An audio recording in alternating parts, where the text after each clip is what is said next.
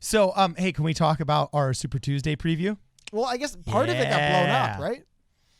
Well, no. There's still. Well, come on. It didn't get blown up unless you really think Amy Klobuchar was a serious contender in the first place. Well, how about this? Like, if you're going into the NASCAR finals here, and the dude that's in 10th place decides he wants to quit, is your analysis of the NASCAR finals, still really off kilter? No. It's like if a guy in like the worst team in the NBA tears his ACL. It's like, oh no, the season changed. I get it. But let's start off kind of where we were before, though, because I think it's the most important angle of it, right? Yeah.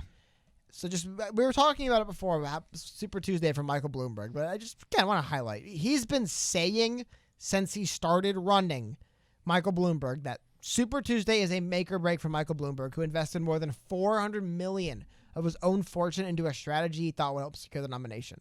The former New York City mayor chose to skip the first 4 early voting states, which he probably could have won one of those in hindsight, Iowa, New Hampshire, Nevada, and South Carolina, to focus solely on the 15 states and territories voting on March 3rd, but the plan could backfire, leaving the 78-year-old billionaire with a few options. I mean, according to one California-based Democratic strategist, it's impossible for him to continue as a viable candidate with a chance of collecting delegates if he doesn't do so on Super Tuesday. Which, yeah, like he's got to do well. I feel like you can't talk about Super Tuesday in this election without talking about the elephant in the room, which it's Michael Bloomberg. I mean, like the mini elephant. Yeah, the mini elephant, the tiny one. But still, he has gone all in, and not only has he gone all in, he hasn't really. I mean, he's received I think 5,000 write-in votes in New Hampshire, but that's nothing, right? Like, he hasn't actually been in this campaign at all. So not only is it big day for him, every other candidate. Well, as we mentioned, Amy Klobuchar is planning to drop out. I guess she has. Yeah, she's planning to. But we're seeing that the field's getting smaller and smaller and smaller. There's less people running, but it's like it's all of a sudden like the ringer got brought in by the establishment. Like everyone's.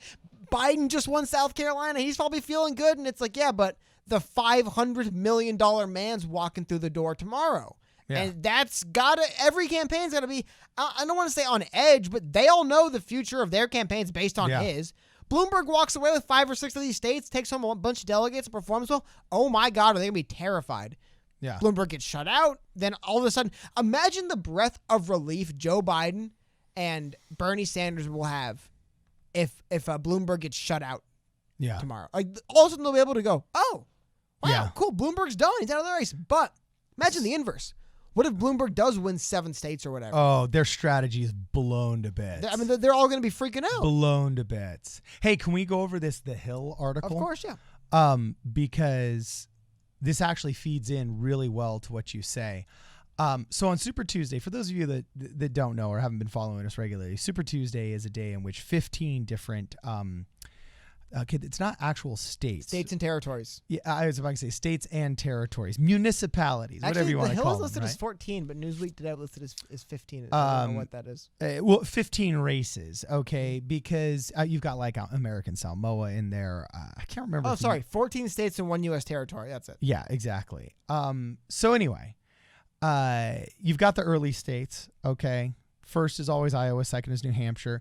Then you've got Nevada and South Carolina close behind. And those are always kind of the early states that get the attention in the press and where a lot of candidates go, because if you can fare well on a smaller budget in those smaller states, it's kind of like going to Sundance with your independent film. You know what I'm saying? If you do well at Sundance, you can pick up a big production deal for the sequel, and you can get big theatrical releases and distribution in movie theaters this year. Next thing you know, you're competing for the Oscars, right? So if you do well at Sundance, your movie can crush it nationally. If you do well in Iowa and New Hampshire, you oftentimes can gain momentum that carries you into Super Tuesday and then to the rest of the states. And Super Tuesday is the following Tuesday in which all 15 of these states and territories vote. And it's really interesting when you look at kind of the demography of this.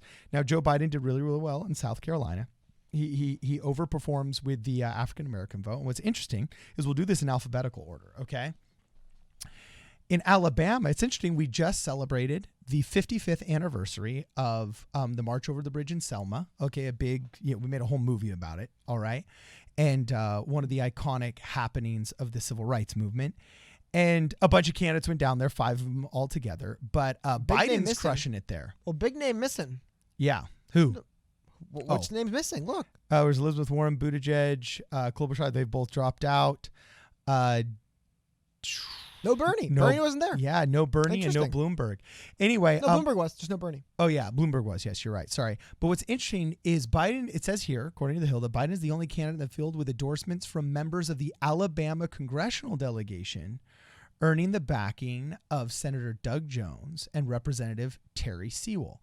So he's got support there while others don't. Okay, you hit America Samoa, poor America Samoa. Well, he performs well in the South. We saw this. I mean, yeah, a little bit specific with South Carolina, right? But like North Carolina is supposed to be well. I mean, I think I don't want to just as an aside.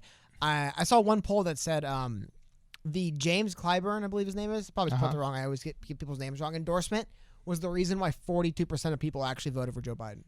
Like 42% of Joe Biden voters said like that endorsement was kind of like the okay, I'll vote for a moment. Yeah.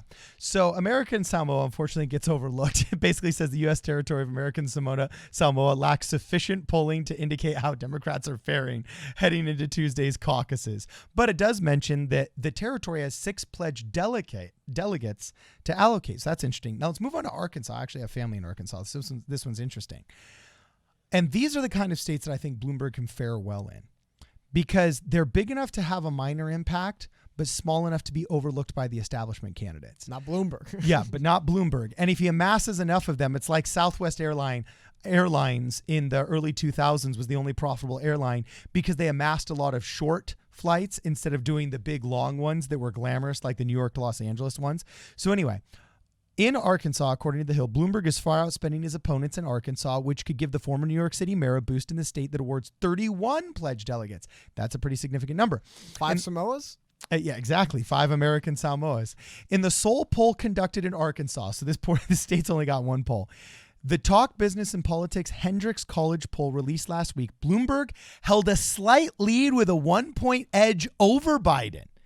So he'd edged out Biden. Buttigieg and Sanders closely trailed the top 2 candidates in the survey. Remember, no Buttigieg, so that data's now. Yeah, so now without Buttigieg there, you have to ask where are his candidates going to go or where is supporters going to go. But a week ago, Bloomberg was the number 1 guy. Biden, however, has a fighting chance of winning the state. His campaign boasted an endorsement Sunday from former Arkansas Senator Blanche Lincoln, and Biden's wife, Jill Biden, spoke at an event in Little Rock that same day. So they've shown up, but according to the latest data, Bloomberg's ahead. We just got to figure out where Pete's supporters are going to go in that state. But it's rumor and conjecture, but Amy Klobuchar is expected to be endorsing Joe Biden. It also seems that that's the word on the street. Of course, like, who else is Buttigieg going to endorse? Is he going to endorse Mike Bloomberg? But rumors are starting to be circulating. I think CNN just published an article saying it appears that Pete is looking around. Just when we're going down these various states, it appears any state where they mention Amy or Pete, those candidates I think are putting their weight behind Biden. So that would help Biden. And like in Arkansas, where it's close, Pete's in the mix. Well, if Pete's out of the mix and it goes to Biden, that could tilt it towards Biden. Dude, how funny would it be if that was the X factor for Biden, is the Amy and Pete endorsement? I don't think it is. I refuse to believe the Amy and Pete, especially in Arkansas.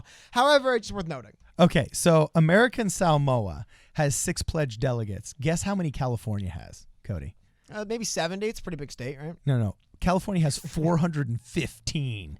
You know, I mean, that's looking to be a. And you know what's crazy to me?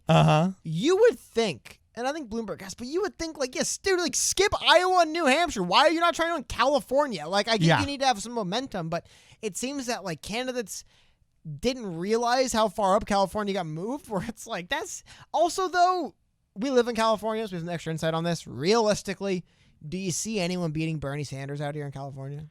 Andrew Yang, had he survived longer, if he had like a weird support. Rebel, I'm gonna run only in Cal. Like, if he had based his campaign in California and like did this weird, I'm gonna work west to east instead of east to west kind of campaign. That would have been pretty radical and different. But the only person that was really, really faring well here was Andrew Yang, and it was because he had a very large contingent here. He's beating Kamala in some polls. I mean, he was all things considered crushing it here in the Golden State. But the real clear politics, digits, but just rising and outperforming the rest of the country. I mean, it just, Biden's not a California guy. But LA and San Francisco voters, which make up California, it's not as bad as Nevada, but like California really is like the San Diego, Los Angeles southern part of the state, and the Sacramento, Oakland, San Francisco northern part of the state, and then like the middle exists. Yeah. I don't see people from those regions voting for Joe Biden. I really don't. Yeah. Mike Bloomberg, I might be overstating this. I do think there's a little bit of that. Like, I don't think Californians want to vote for a New Yorker. That being said, in the Republican primary in 2016, Trump carried it with like 70% of the vote, but that was easy. New Yorkers make sure Trump knows he isn't one of them. And so I think that's why people, I don't know. I'm just saying I don't see anyone other than Bernie who could possibly win California in this primary. Yeah. Like, there's just no one. And also the Hill brings up a really interesting point that Senator Kamala Harris has yet to endorse anybody. And I can't really think of what any major California politician has endorsed. Governor Gavin Newsom, I can't recall an endorsement. Eric Garcetti, the mayor of Los Angeles, I can't recall an endorsement. You know what I'm saying? No real endorsements are ringing loud and clear in my mind. Nothing huge, but I think I've heard some. Which is strange because they're always trying to gussy up to the DNC establishment because they all want to run for president. Gavin Newsom wants to be a president. But here's the thing. That's Eric why. Garcetti wants to be president. Just for sake of time. That is why. Because you know why? If they want to suck up to them, they're not going to endorse Bernie, but then who do you endorse? No one else is a viable candidate. Then you end up endorsing a loser. So you end up endorsing the wall because, like, it doesn't matter. You know, I'll endorse my shoes for president because it doesn't matter who wins. So I'm going to burn through some of these really fast. Colorado's next in alphabetical order, of course. And Bloomberg, once again, the largest spender in Colorado, pouring $5 million to the Denver market alone and $1 million into the Colorado Springs / Pueblo market just in TV ads. And Sanders is behind him. And Sanders won the Colorado caucuses in 2016. All right. I think the legalization of medical marijuana had something to do with that. And they've got 67. Recreational in 16, right? Recreational in 2016. The 67 pledged delegates will most likely be heading his way. And then Maine. God, think even a state like saying? Colorado, though, it's not a tiny state. No. 67 delegates. It's a drop in the bucket for California. Isn't that crazy? Yeah. It's a pretty substantial thing. Denver's there. I don't know. So Maine won the race. Sanders won the race in Maine in 2016. Oh, yeah. That's his home. And that's he's earned the most donations from Maine residents this election cycle of anybody else. That seems to predict his success there, as well as Massachusetts. Warren is trying to fend off a strong challenge from Sanders to win her home state Tuesday. There's actually a lot of speculation that she won't even win her home state. Well, I feel like, remember how Kamala Harris dropped out like 3 days before the first debate in California? Yeah. Because it'd be kind of embarrassing to just get embarrassed in California and then drop out. I think Elizabeth Warren might drop out a few days before so actually she can't. It's tomorrow. So I'm surprised she didn't. I guess I'm surprised she didn't because it's like, maybe she's one of those people, but this is the moment where you have to stop lying to yourself and they have to go, look, Liz, you lost your own state. Yeah. It's time to drop out. It's just a lot of candidates will drop early Well, to we don't spare know the if it's a loss yet because according to the latest poll, she is in a statistical tie with Sanders, who holds a 2-point lead over Warren within the polls, 4.4 percentage points. That's in the margin of error. But let me tell you, believe that? If I'm in the margin of error, I'd rather be the guy that's 2 points on top than the guy that's 2 points on bottom. So we can't say anything yet. We want to be intellectually and statistically honest here that we can't say anything yet, but it's not looking good. She has till the end of the day to spare herself the embarrassment of losing her own state and then resigning. So she might. Okay. So anyway, Minnesota. Right out of the gates in Minnesota rings our bell because that's where Amy Klobuchar is from, and her strongest chance of winning a state Tuesday is Minnesota. Rip was. Yeah. But her home state advantage may not be enough to fend off Sanders, who is rising the polls in Midwest states, so on and so forth, yada, yada, this and that. But with all the speculation that she's out, then it looks like it's going to be going to the second person, which is indeed only 6 points behind her, one Bernie Sanders. Well, but what about this? I wonder if Klobuchar, though, was almost leading, what would a Klobuchar endorsement potential a discuss? But if there was a Klobuchar endorsement of Biden, could that? Here's the weird thing too is we have to see. I haven't seen a precedent. We have to see the impact though. Also in the polls of Biden, I agree. Minnesota. Again, Minnesota. No offense to Minnesota, I feel like another one of those states where there's like a couple cities and just nothing else. Well, right? Yeah, you got the Twin Cities, and then also here's the other thing: is Sanders won the 2016 Minnesota caucuses. Okay. And he won over another very establishment person, Hillary Clinton. So if Bernie Sanders was taking the state over the establishment 2 years ago, and the Bernie fervor is only bigger, badder, and bolder now, I don't see there all of a sudden being this establishment It's going to go to Bernie. Well, also, it's going to go to Bernie. As they mentioned here, he's also been endorsed by, I think actually Ilhan Omar works as a surrogate for, not work, but is a surrogate for him as well. Yeah. So like that, talking about Amy being a big endorsement, she's also, I assume, a pretty big endorsement in Minnesota, especially I believe she is from, did they mention? Just Minnesota. Yeah. So anyway, it looks like North Carolina is a tight race. Once again, however, Sanders has a slim 2-point lead over Joe Biden. Once again, you're in the margin of error. However, that was before Biden smoked him. So yeah, exactly. And also, once again, Sanders on top in that margin of error, not on bottom. So let's skip to Oklahoma. Well, Sanders. One more thing I want to mention, just point out again, they mentioned here that House Majority Whip James Clyburn, whom Biden credited for helping his campaign to victory in South Carolina, was campaigning for him again in North Carolina. And like I said, it seems that he has a lot of those really important local endorsements in the South that are really helping him. Okay, cool. So anyway, we go to Oklahoma, Tennessee, and Texas. In Oklahoma, Sanders won in 2016. And right now, currently, it looks like it's a very tight three-way race. In fact, this is the tightest race that we have had of all the states in Super Tuesday that we've listed so far. That the most recent poll, all right, shows Biden at top with 21.2%. Followed by Bloomberg at 19.8%, so less than 2 points behind, and Sanders at 19.3%. All three of them are within the margin of error. Oh yeah. Okay, so that's really kind of it's one of the states you were talking about before that Bloomberg, with his wealth, he should target these states that get it.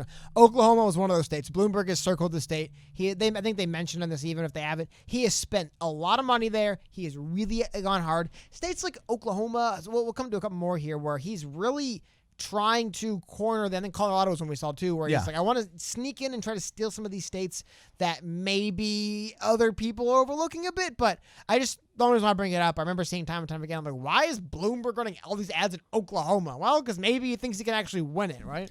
Yeah, so here's Tennessee and Texas. Unfortunately, Tennessee is kind of like American Samoa. There's not a lot of data on it. And basically says there's little data to suggest which way the volunteer state is going to go. However, okay, the South Carolina primaries that went to Biden forebodes Biden's success, all right, in the first southern state to hold a primary. Okay, and Sanders lost to Clinton in Tennessee in 2016 by a wide margin, so it looks like they're a little bit more establishment friendly there.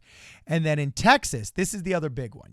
Basically on Super Tuesday, you have California and you have Texas. Okay, I can't think of two crazier states. All right, Florida. Yeah, but Florida's. I just view Florida as more rational, but or at least kind of like the sleepy town where you go to retire. But you know what I'm saying? Come on, California and Texas people are a lot crazier than Florida people. Florida's like the Wild West, man. Oh, first off, it's not in the West, but So I get it the is analogy. like the. Okay, we can argue about the Where cultural. do you think Broward County is?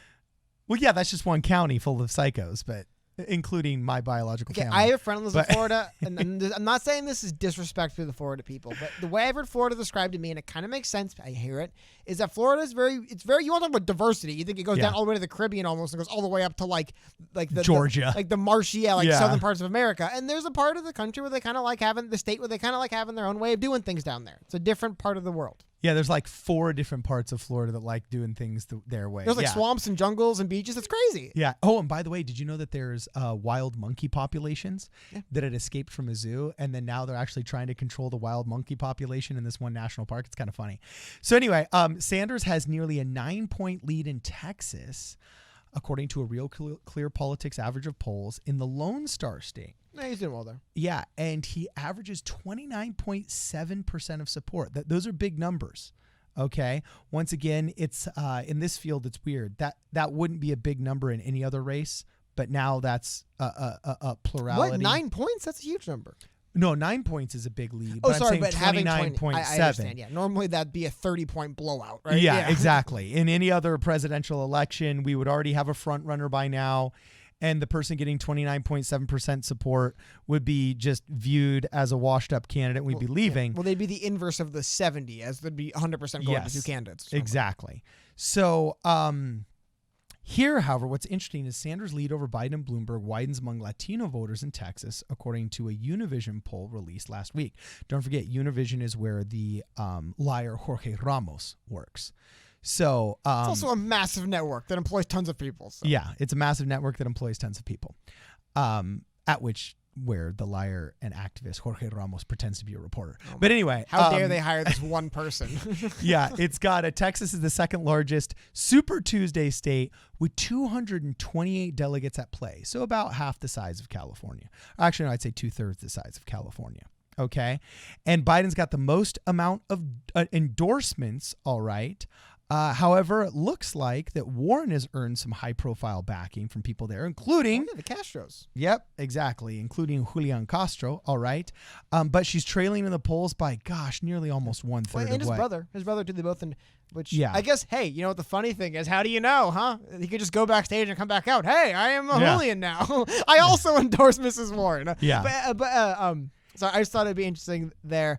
A couple things to take away that I thought were interesting. One, again, it kind of shows how it's weird when you pull Latino voters because he doesn't do it. Bernie Sanders is much more poorly with Latinos in Florida as there are different types. You know what I mean? I just think it's weird. He does do really well though in the Southwest. With Nevada, he do well with Latinos. He do well with Latinos in Texas. But we're seeing in states like Florida, he's not polling as well. However, it looks like once again we see Biden leaning on these big name endorsements. Which, is there any way, though, to kind of what is the best way to typify that you are the old school establishment type of guy who's been there? Is just relying on endorsements in every state. Everyone endorses me, but it's not Yeah, we have another mid-sized state here that looks like Bloomberg's had some success in. This is interesting. So let's go to Utah. We only got 3 left. Utah, Vermont, and Virginia. Sanders holds a lead in Utah, according to The Hill, according to a recent poll of likely voters, and has a 9-point lead over his opponents, according to a Deseret News/Hinckley Institute of political polls released last week. And Sanders registers 28% support. It's really interesting. He kind of just always gets this 1/3, and when there's such a diverse field, 1/3 is enough to have a plurality, but it's really not a huge following. But guess who comes in second place, Cody? 19% for Bloomberg. And Bloomberg has a pretty significant endorsement there of Representative Ben McAdams. It's a Democrat from Utah who's endorsed his candidacy. This guy took money so they can bolster up his reelection campaign from Bloomberg. He's probably going to elect it because of Bloomberg. But no, as someone who's kind of familiar with the area, does Utah feel like a state that would ever vote for Michael Bloomberg? No, and it's definitely some much New York billionaire. Yeah, it does not seem like a Utah guy. It's much more heavily Republican, and Mitt Romney's actually not even really popular there because he's kind of viewed as an outsider still. But when I'm talking about Republican or Democrat, I just mean the type of person in Utah doesn't feel like the kind of person who's a billionaire from New York City. That's who I want to vote for. It's that's why I live on the other side of the country in Utah. However, Sanders did win the Utah caucuses by a wide margin over Clinton in 2016. And then finally, Vermont, boom. What's it's pretty much going to be believed he wins his home state. Is the demographic of Utah mostly Salt Lake City and then a bunch of other not as big cities around it, right? I think it's another state like that. Big urban hub that kind of dominates it. Yeah, there's definitely close. Salt Lake City is definitely the largest urban hub, but it's not a very big city. And there's also St. George and there's southern Utah as well. Okay, so it's more spread out. It's split up. It's kind of a lot like Nevada. Nevada has the Reno populace and then the Las Vegas populace. It's the same thing, So there's pretty much the Salt Lake City populace is the major urban hub, but then there's also another southern contingent that's 4 hours away that cannot be ignored. Yeah, but still, it's you win the 2 big cities, you win the state. Yes, exactly. You win the 2 big cities, you win the state. And finally, Virginia, the swamp, right here in the swamp.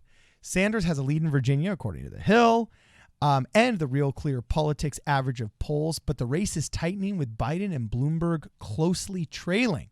Here's the data on them. They are all within 6 points of each other. Sanders has 25%. Bloomberg trails at about 19.5%, almost 20%. And in a close third, 18.5% is Biden. All right. So, Biden, it says here Biden could be boosted because Tim Kaine has endorsed him, so on and so forth. Wait, do you think that helps? Do you think that Tim Kaine I don't think people give a crap about Tim Kaine. Well, I know it isn't actually Virginia, but I also do want to mention that in Washington, D.C., which isn't it borders, right? It's right there. Yeah. Hillary won the general 97% of the vote. So that's definitely, I guess, Virginia's not D.C., I understand, but it is funny to see that comparison. I love seeing it. So here's something else. She loses in Virginia and then dominates D.C. Here's the other last thing that I'll mention about Virginia that I find interesting is Virginia's open primary in which registered voters can participate, also offers more moderate candidates a chance to pick up votes from independents and Republicans who can cast a ballot in the Democratic primary Tuesday. Oh, isn't that the state So where... never Trumpers might say, I'm going to vote for Biden because he seems like the most normal.